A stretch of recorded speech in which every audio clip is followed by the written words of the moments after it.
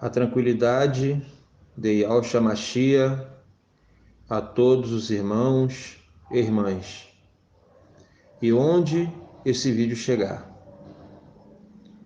Primeiramente, peço a todos que antes de prosseguir com esse estudo, orem em espírito ao Eterno Yahweh, para que o Pai dê o entendimento espiritual e que esteja com a sua Bíblia em mãos para que possa acompanhar. Amados, renove o seu entendimento. E esse estudo é com o nosso irmão Caleb. E que todos tenham um ótimo estudo. Assim seja. Olá, meus amigos, olá, meus irmãos, que o Eterno abençoe a todos. Hoje eu gostaria de falar, no direto ao ponto, sobre como as pessoas realmente estão com a mente muito remendada mesmo. Eu já gravei aqui no canal diversas vezes mensagens falando sobre a passagem de Lucas 5, onde ali o Messias fala que ninguém deita vinho novo em odres velhos, né? Porque automaticamente o odre velho não vai suportar o vinho novo, ele vai se romper. Isso está escrito em Lucas 5, verso 37. Voltando um pouquinho, ele usa também, logo no verso 36, o exemplo de que ninguém deita um pedaço de roupa nova, né, em roupa velha, pois romperá a nova. Essas falas dele são uma das falas mais reveladoras que contém no livro Bíblia, porque aqui ele mostra que existe uma separação muito grande entre a velha e a nova aliança, uma lacuna muito gigantesca, e que se nós não entendermos, estaremos sempre confusos. Essa ruptura que ele fala, que acontece na roupa, esse odre que não suporta, é justamente isso, é uma confusão de entendimento tão grande, mas tão grande, que chega a nos cegar. A gente não consegue enxergar o óbvio, Se ele disse que não poderia, né, costurar roupa velha em roupa nova, ao mesmo tempo ele usa o exemplo do vinho, está dizendo a mesma coisa. Ou seja, ele está dizendo que não se pode misturar a velha e nova aliança. Por quê? Que no livro Bíblia, o Novo Testamento começa quando ainda o testador ainda está vivo. Paulo fala sobre isso em Hebreus 9 de uma maneira muito clara. É que Paulo não viu o livro Bíblia escrito, né? Ele tinha ali pergaminhos da velha aliança, o livro do Novo Testamento é a própria vida de Paulo, dos discípulos, do Messias. Eles não viram o livro Bíblia pronto. Porque se vissem, iriam falar, é blasfêmia. Por quê? Porque você não pode colocar um Novo Testamento enquanto o testador ainda está vivo. Era o Messias que iria dar fim à velha aliança. Ele iria cumprir no seu corpo tudo aquilo que ele mesmo escreveu. O verbo da vida que estava escrito na tábua da lei veio em osso, em carne, para cumprir tudo aquilo. E após cumprir, aí sim poderia existir um Novo Testamento. Então isso prova a grande blasfêmia que é esse sistema religioso. E a gente percebe que essa junção que eles fizeram, deu uma margem muito grande para os líderes religiosos trazerem passagens da velha aliança com uma naturalidade muito grande, mas muito grande. Eu não vou nem citar nome aqui de alguns deles, porque são todos. Não é um só não, ou outro não. São todos. Eles se aproveitam dessa junção. Muitos não enxergando essa emenda. Sabe aquela roupa que você compra, que ela tem emenda, mas é tão bem emendado que você não percebe? É tão bem feitinho.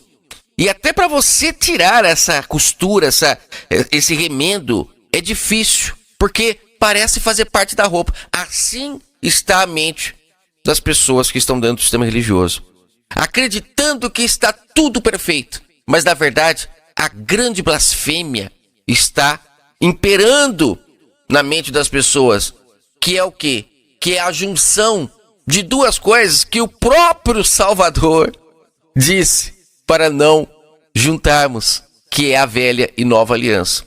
E no livro Bíblia está totalmente juntado ali a velha aliança com a nova. Você percebe que o próprio Messias fala em Mateus 5, eu não vim abolir, eu vim cumprir, ou seja, ele estava cumprindo a lei. Como pode já ser nova aliança? Isso é um absurdo, isso eu falo muito aqui, esse é o objetivo do canal. Agora um detalhe interessante é que muitos líderes, até para defender, né, essa blasfêmia que eles fizeram de misturar as duas alianças como se fosse algo natural, o que não é. Eu comentei aqui no canal já, na mensagem 320, a blasfêmia que eles fizeram também em colocar a velha aliança e nova aliança na mente das pessoas como sendo duas alianças praticamente parecidas. Praticamente parecidas. Só que não é. Se fosse para divulgar a velha e nova aliança, a melhor maneira é dizer aliança de noivado e aliança de casamento. Porque no noivado não existe relacionamento íntimo. A noiva fica na casa dos pais, os pais cuidam dela, enquanto o noivo está se preparando para conhecer a noiva.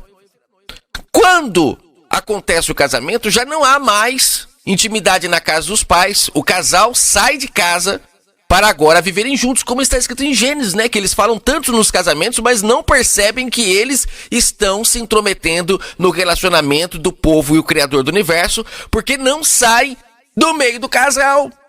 É como se aquele casal que resolveu viver juntos, resolvessem morar na casa do pai e da mãe. Assim está o sistema religioso.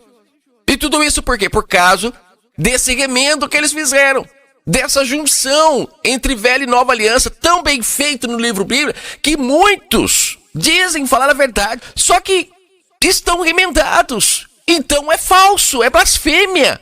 Estão mantendo o povo, sabe, sem se relacionar com o marido, porque o marido não se relaciona com a esposa se ela estiver na casa dos pais. E ele também não se relaciona se a esposa estiver tendo relacionamentos que não seja com ele. Quando em Mateus 5 o Messias fala, eu não vim abolir a lei, e de fato ele não veio.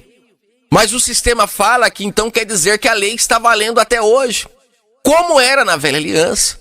Mas a lei da velha aliança não estava, sabe, não estava no entendimento, não estava no coração, como Paulo fala em Hebreus 8, que esse é o novo pacto. Se é novo é porque não era assim. Não era assim.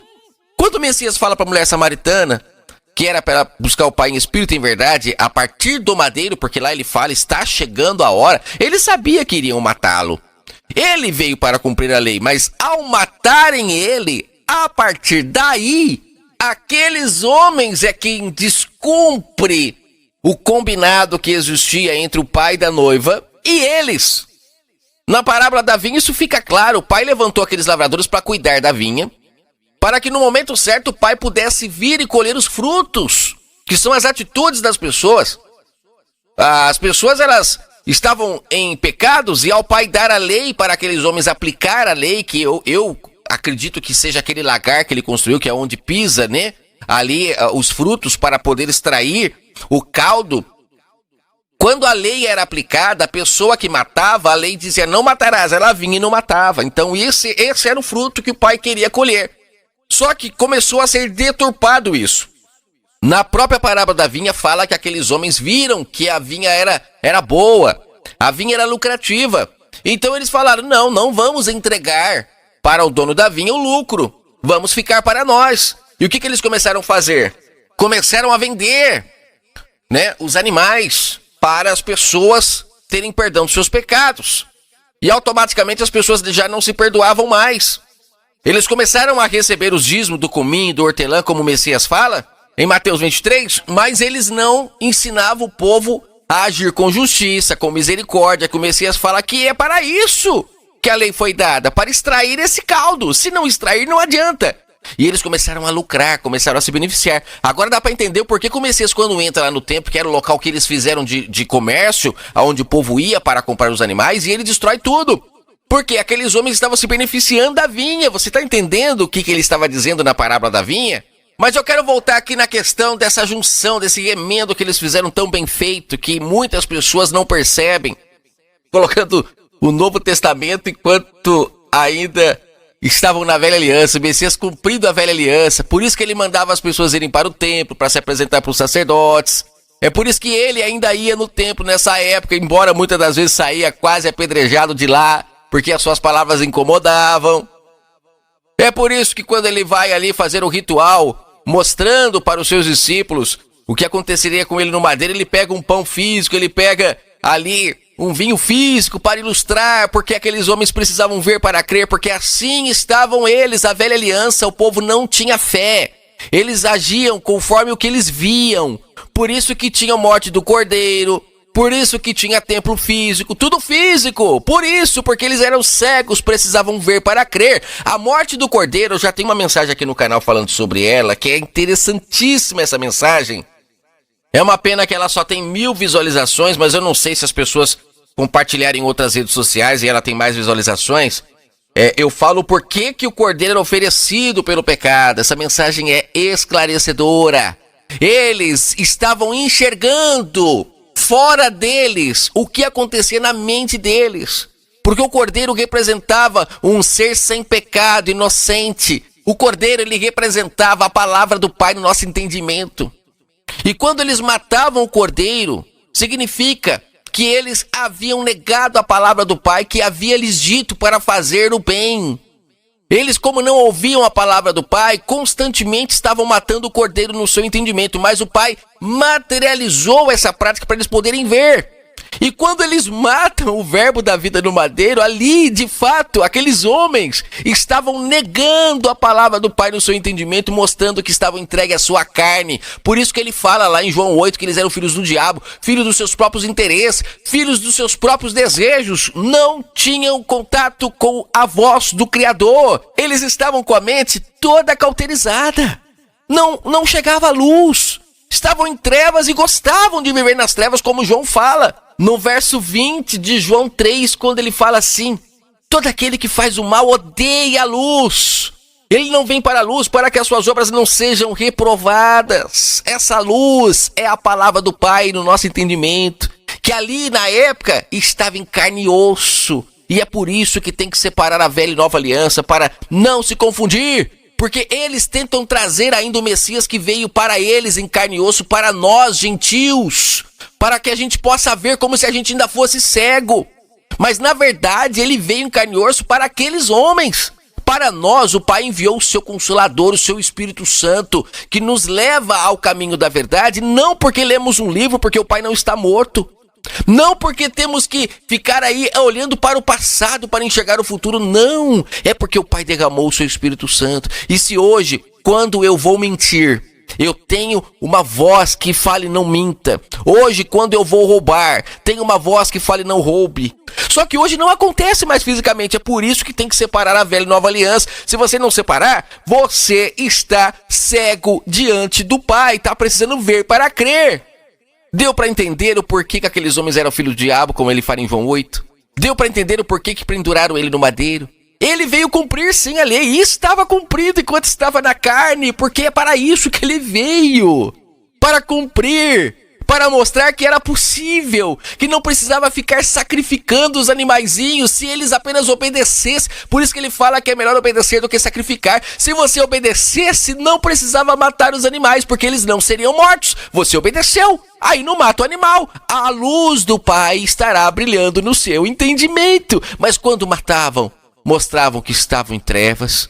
E quantos animais morreram? Porque aqueles homens impediam as pessoas de ouvir a voz do Pai, porque diziam: não, pecou, vem, compra o animal e já era, tá livre. E é isso que representa eles pegando a vinha para eles, se beneficiando do suco, da fruta, daquilo que o Pai programou receber mediante a sua lei.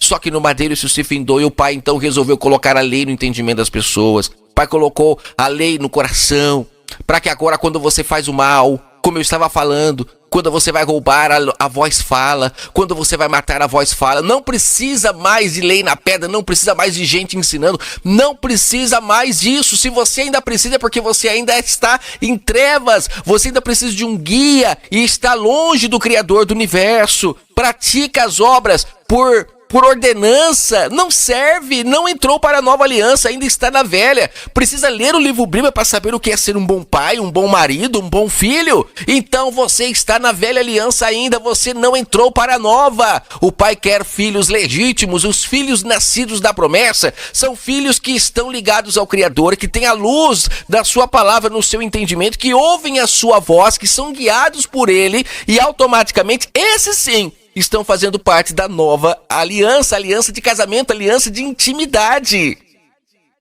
Eu quero finalizar lendo um comentário de um rapaz.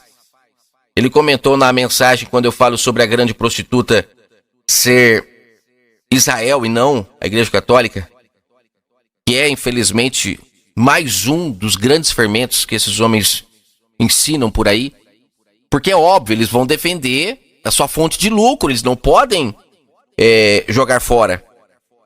E é triste que tem pessoas que querem insistir no erro.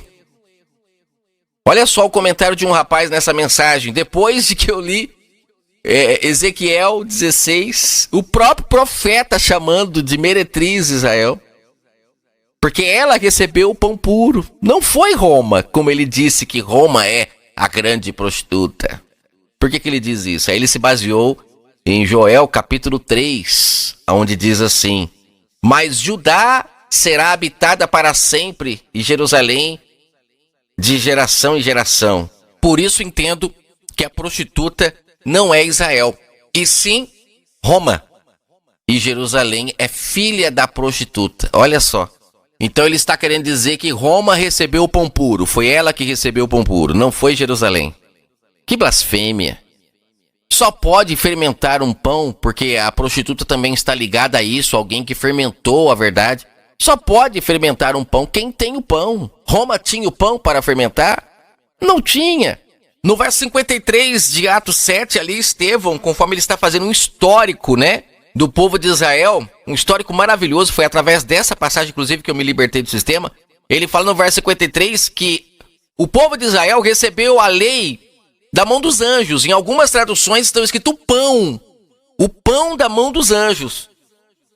Roma teve um relacionamento com o Criador, por mais que a distância, como na velha aliança acontecia, né? O pai dava suas leis para os líderes religiosos, que eram os lavradores, e ele saía de viagem, como nas parábolas o Messias deixa isso claríssimo. Você vê que em quase todas as parábolas ele deixa claro que o Criador do universo nunca está presente. Ele vem, faz o que tem que fazer e vai embora. Em muitas parábolas, ele vem, entrega os talentos, sai de viagem. Ele vem, separa uma vinha e sai de viagem. Ele vem, coloca os mordomos sobre suas coisas e sai de viagem. Ele nunca está presente. Mas, mesmo assim, aquele povo recebeu o pão diretamente da mão dos anjos, como fala em Atos 7, Estevão fala. Então, eles receberam o pão para fermentar, não para fermentar, mas é isso que representa a prostituição. Como dizer que Roma é a grande prostituta, dar a eles o que eles não receberam pão algum. Isso é uma grande blasfêmia. Será que as pessoas não percebem isso? Infelizmente não percebem, porque o remendo foi muito bem feito. Aí ele vem e cita o verso 21 de Apocalipse 18, onde diz assim: e um poderoso anjo ergueu uma pedra semelhante a uma grande pedra de moinho e lançou no mar, dizendo: deste modo, com violência será a grande cidade da Babilônia derrubada e não será mais achada de forma alguma. Ou seja, já entendi a lavagem que ele fez aqui, já entendi. Percebam aqui como que é fácil fazer um remendo tão bem feito, que se você não tiver a unção do Espírito Santo para desfermentar isso, para tirar esse remendo, você não tira. É como um remendo muito bem feito. Olha só, ele pegou o verso 20 de Joel 3, aonde fala que, verso 20, mas Judá será habitada para sempre, e Jerusalém será habitada de geração em geração. Ele pega esse verso 20 e depois ele vai para Apocalipse 18, verso 21, aonde fala que um anjo pegaria uma pedra e destruiria a Babilônia de vez. Então a Babilônia vai ser destruída. Ou seja, ele pegou o verso 20 de Joel 3 e juntou com o verso 21 de Apocalipse 18, querendo dizer que a Babilônia nunca mais será achada, mas ali em Joel fala que Judá seria eterno. Aí ele não entende que a tribo pelo qual o Messias veio, né, e se materializou entre o povo de Israel, veio de qual tribo?